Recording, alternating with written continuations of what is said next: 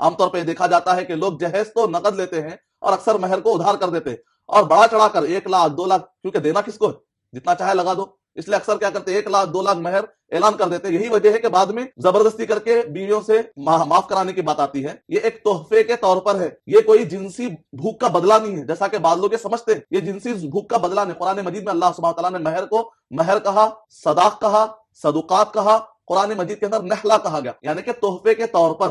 یہ اللہ سبحانہ تعالیٰ کی طرف سے واجب ہے، اس بنیاد پر ہم دیتے ہیں۔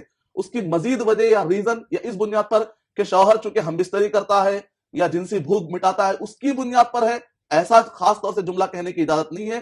یہ تو تحفے کے طور پر ہے جو اللہ سبحانہ تعالیٰ نے پہلے ہی دن سے مرد کو یہ بتایا ہے کہ مرد لینے والا نہیں بلکہ دینے والا ہے۔ لیکن آج ہم مسلمانوں نے الٹا بنا دیا کہ مرد آج جہیز کی بنیاد پر لینے والے بن گئے، جبکہ مہر میں سکھایا جا رہا ہے کہ اے مرد تو پہلے دن سے ہی تیار ہو جا، آج سے تجھے دینے کی ذمہ داری ہے، بیوی کو سنبھالنے کی ذمہ داری ہے۔ مہر میں یہ درس ملتا ہے، لیکن جہیز کے سسٹم نے اس درس کو اور اس لیسن کو اکھاڑ کر پھینک دیا۔